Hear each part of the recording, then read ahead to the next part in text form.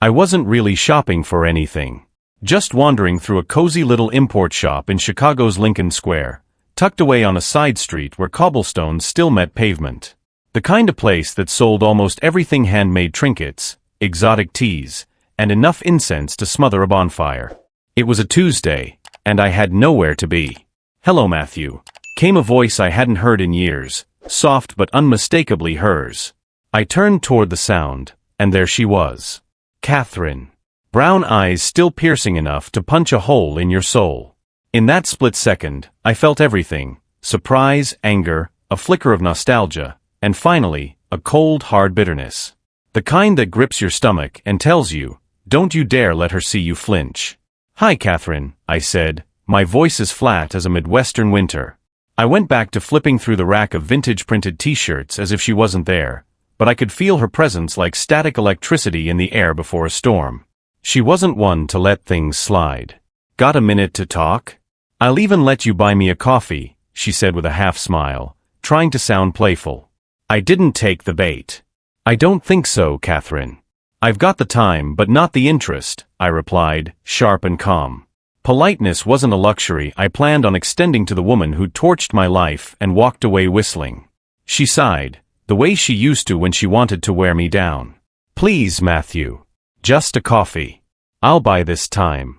There it was. That word, please. She'd weaponized it more times than I cared to count, and damn it, I was too curious to walk away. "Fine," I said, my tone clipped. "But call me Matt. I don't go by Matthew anymore." "Sure," she replied, though her smirk told me she didn't mean it. "I think I've earned the right to call you Matthew if I want." I shot her a look, my lip curling into a faint, sarcastic smile. "Okay, Kit Kat. Have it your way." Her smirk faltered, and I saw the flicker of pain behind her eyes. Good. I hadn't called her that since the days when life was good, when I'd come home after work and pull her into my arms, whispering, "Kit Kat, you're my break from the world." It was a private joke, corny as hell, but it had always made her laugh. Now, it only made her squirm. She recovered quickly, though. "Fine, Matt," she said, her voice quieter this time. "Let's just talk." We made our way to a small cafe tucked in the back of the shop, where an older woman behind the counter greeted Catherine with a nod, like they were old friends.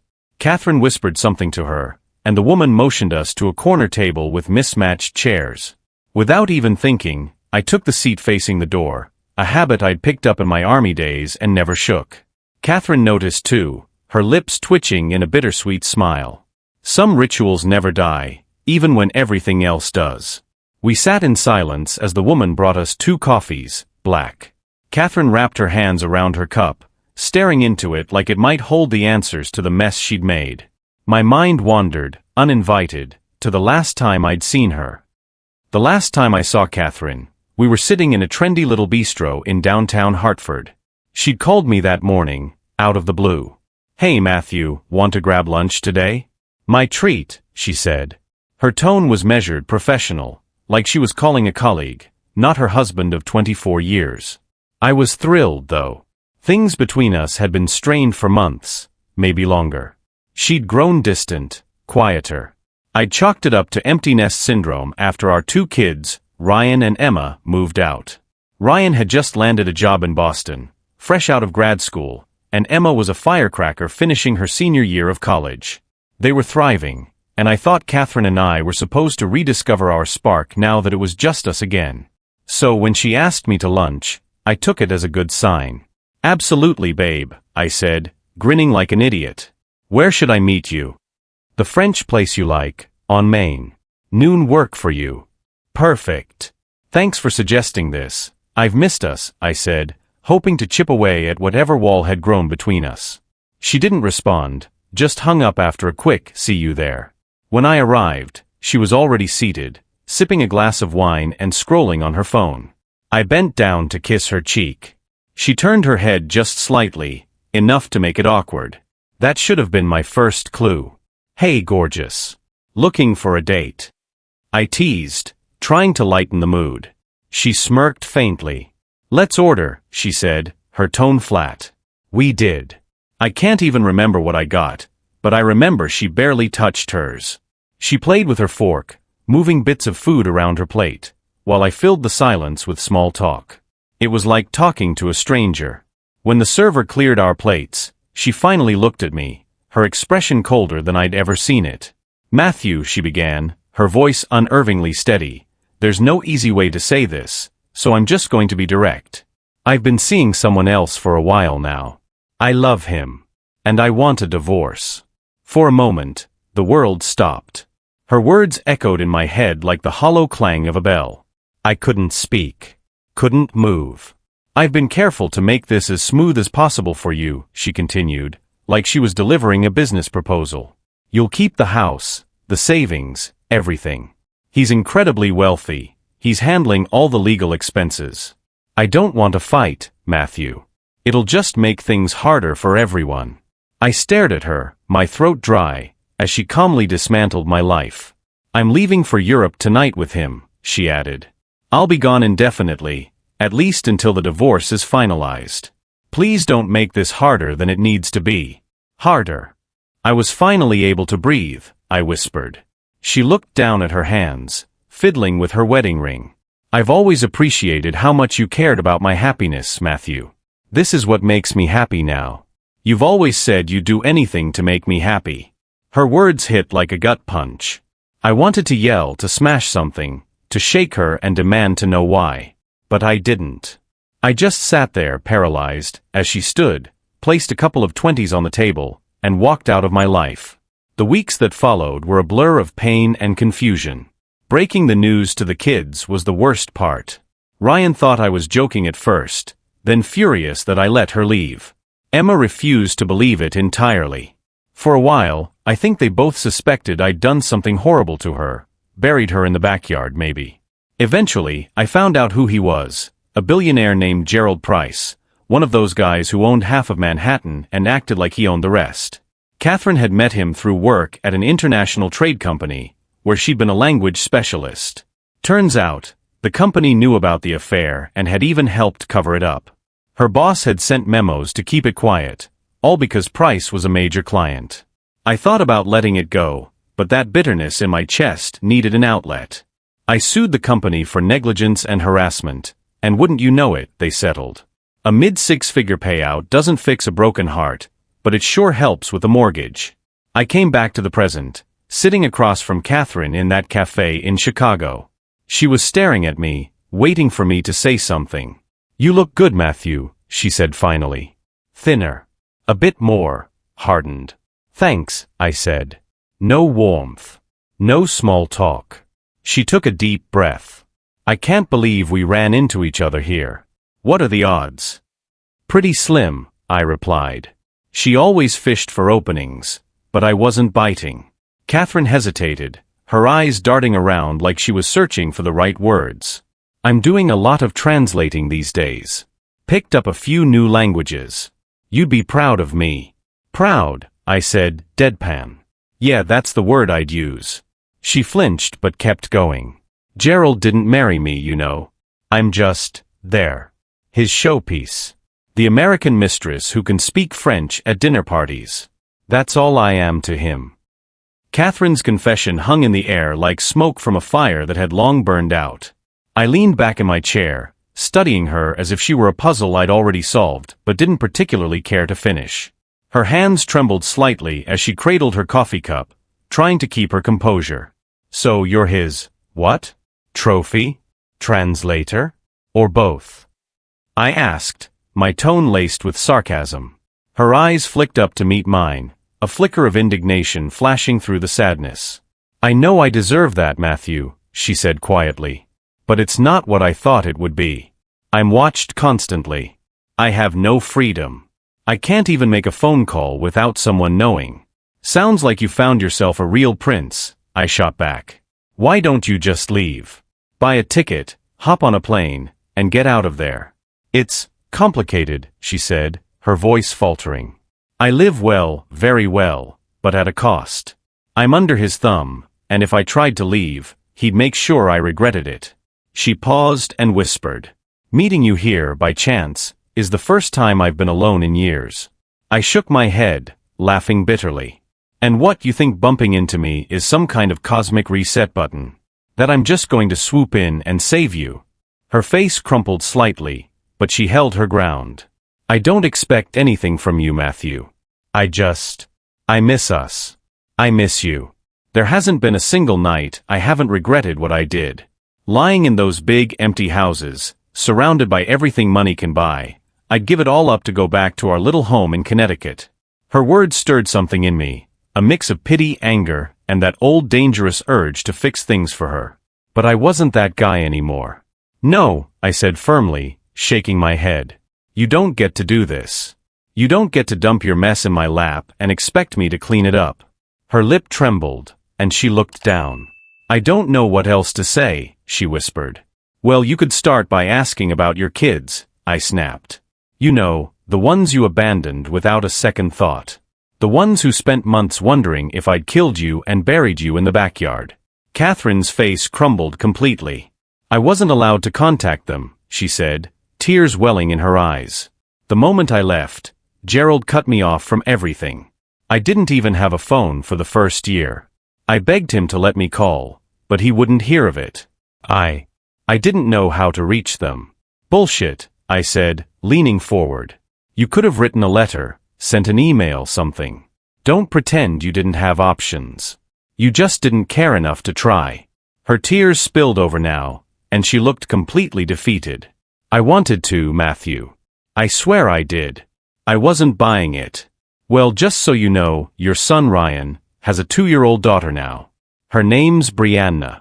Your daughter, Emma? She's getting married in 6 months. Her fiancé's a great guy. His name's Trevor, in case you're interested. Catherine's hands flew to her mouth, and she let out a soft sob. I'm a grandmother. Yeah, I said coldly. And you'll probably never meet her. Or walk Emma down the aisle. Because you made your choice, Catherine. You left, and you didn't even bother to look back. Her sobs grew louder, and she buried her face in her hands. For a moment, I felt a pang of guilt.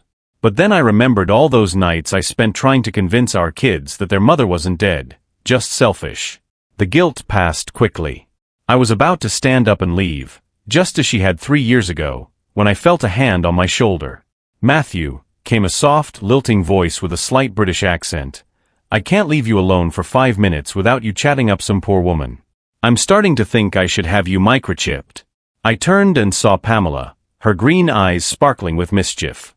Her timing was impeccable, as always. Pamela, I said with a warm smile, this is Catherine. My ex-wife. Catherine looked up, her tear-streaked face pale as a ghost. Pamela, of course, didn't miss a beat. She extended her hand, her expression polite but slightly smug. Lovely to meet you, Catherine. I've heard so much about you. Well, not all of it lovely, but we can't win them all, can we? Catherine stared at her, struggling to process the situation. Pamela turned back to me, placing a hand on my chest. Darling, we really need to go if we're going to make that train. Of course, I said, rising to my feet. I turned to Catherine. Thanks for the coffee and the catching up. I'll tell the kids you said hi, even if it's a lie. She flinched at that, but didn't respond. I extended my hand, forcing a smile. Goodbye, Catherine. I hope you find whatever it is you're looking for. And thanks for the 20 years you gave me. They were mostly good. She didn't shake my hand. She just sat there, stunned, as Pamela and I walked out into the crisp Chicago air. Pamela didn't ask about the meeting, and I didn't offer much. As we made our way toward Union Station, I felt something I hadn't felt in years. Freedom. The next morning, I sat by the window in Pamela's apartment, watching the gray Chicago skyline slowly wake up. My coffee was hot, strong, and black, just the way life had felt for the past few years. Pamela was still asleep, sprawled across the bed like a contented cat. But my mind wasn't at ease. Seeing Catherine again had stirred something dark in me, something I thought I'd buried alongside the wreckage of our marriage. I had moved on, or so I told myself, but the sight of her sitting there, broken and trapped in the gilded cage she'd chosen, had brought a flicker of something I hadn't felt in years. Not love. No, that ship had sunk. It was hate. A cold, calculated hate, burning deep in the pit of my stomach. For 3 years, Catherine had lived a high life funded by a billionaire who had no qualms about destroying my family. She'd abandoned her children, left me to pick up the pieces, and now she wanted, what? Sympathy? Forgiveness? No. If she wanted to talk about choices, I was going to show her what those choices meant. I started digging the moment Pamela left for work. Gerald Price wasn't hard to track down. Men like him leave a trail of excess and ego a mile wide. In less than an hour I had everything I needed, his business addresses, social media accounts, and most importantly, a list of public events he was scheduled to attend.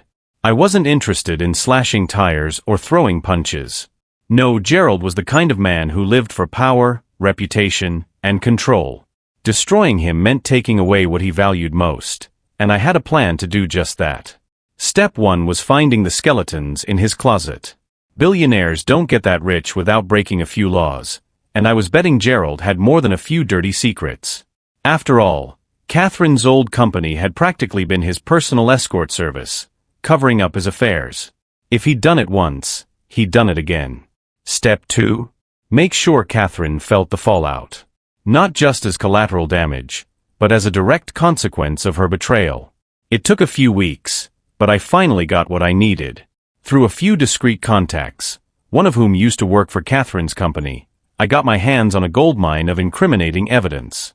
Turns out Gerald Price wasn't just a cheater, he was a full-blown corporate crook.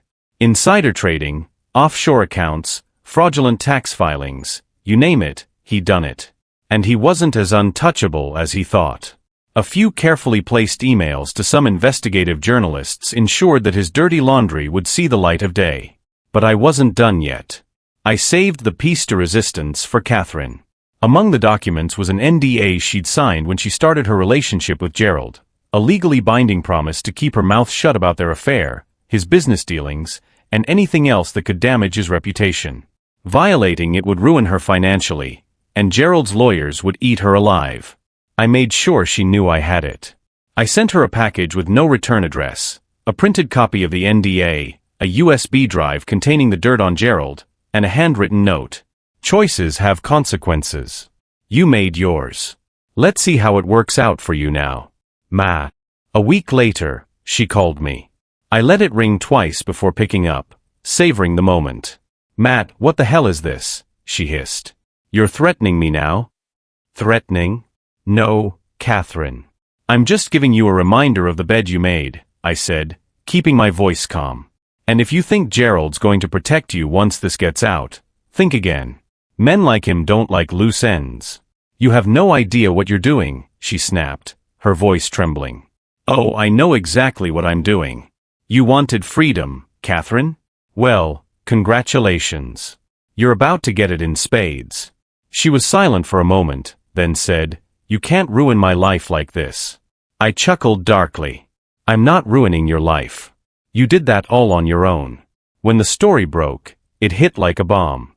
Gerald's financial empire crumbled overnight as investigators swarmed his offices and froze his assets. Catherine wasn't named publicly, but the whispers started immediately. She became the woman who was kept, who had traded everything for luxury and ended up with nothing. As for me, I stayed far away from the chaos.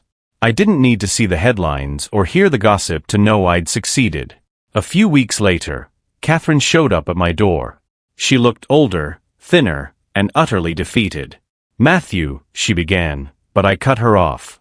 Save it, I said, stepping outside and closing the door behind me. Whatever you think you're going to say, I don't want to hear it. Her eyes filled with tears. I lost everything, she whispered. And you earned it, I said coldly.